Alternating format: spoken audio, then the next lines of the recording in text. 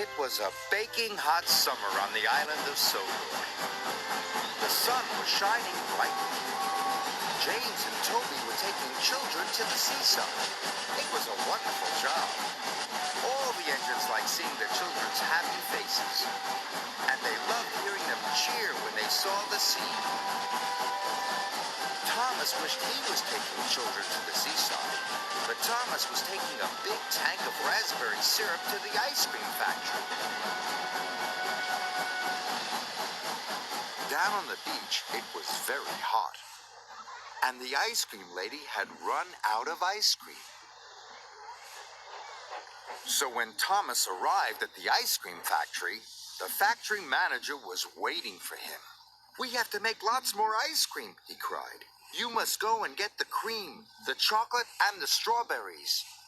Thomas was disappointed. He had lots to collect, and he wanted to take children to the seaside. "If we get everything in time," said Thomas's driver, "then we can still take some children." So Thomas rushed to the dairy. He collected the cream, and he puffed away quickly.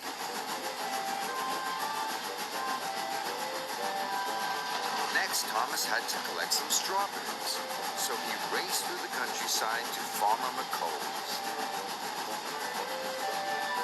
Then, Thomas had to stop for James. "Out of the way," snorted James. "Passenger train coming through." James's carriages were full of laughing children. They were going to the seaside. "Why does James get to take the children?" moaned Thomas. At last, the crossing was clear and Thomas puffed away.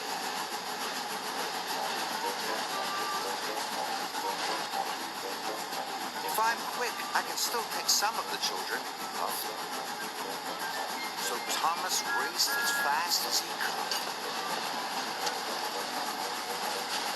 Soon, Thomas arrived at Farmer McColl's. "Please be quick," Thomas panted. The farm workers loaded his freight car. Before long, it was filled with plump, ripe strawberries. "Thank you," Thomas chuckled, and he raced away. Next, he had to go to the chocolate factory. Thomas hurried through the baking sun. "I've still got time to take some children to the seaside," he panted. Thomas puffed faster and faster. His wheels clattered and his pistons pumped. But he puffed so fast the signalman didn't change the points in time. Thomas raced down the wrong track. "Bother," cried Thomas. Thomas had to reverse slowly and carefully back to the points. Then he had to wait while Toby went past. Toby was taking more children to the seaside. They were having a wonderful time. "Everyone gets to take their children except me," moaned Thomas. At last, the signalman changed the points.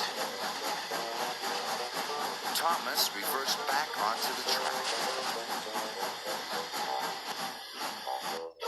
And soon he was on his way once again.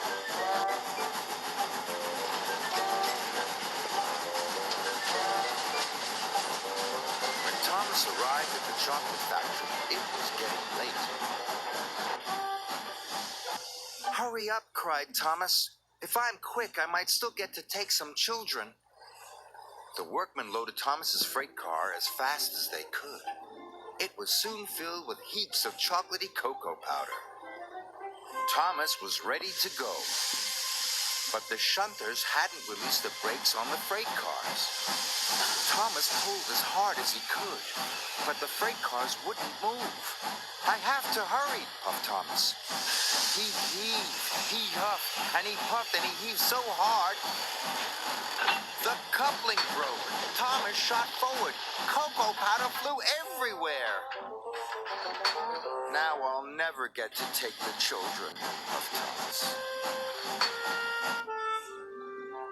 After a long time, Thomas's freight cars were ready.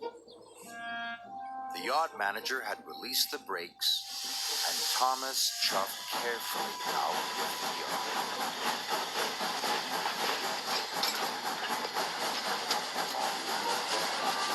Finally, the track turned left past the old church.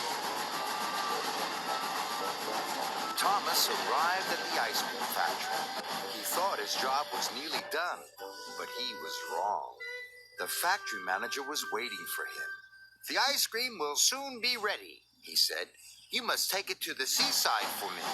Thomas was very disappointed. He wished he could take children to the seaside instead.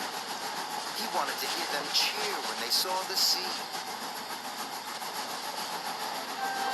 Thomas puffed along the coast to the seaside. "I wish I was taking the children," sighed Thomas. Percy was waiting at the seaside station, and so were lots of children. They all cheered as Thomas pulled into the station. Thomas was surprised. "Why are the children cheering?" puffed Thomas. "They're cheering for you," laughed Percy. "They've been waiting for the ice cream."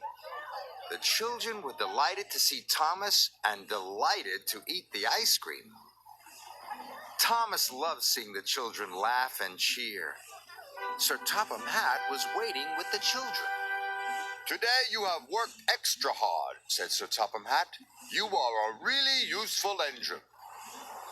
"Delivering ice cream is a fun job after all," puffed Thomas. He was very happy.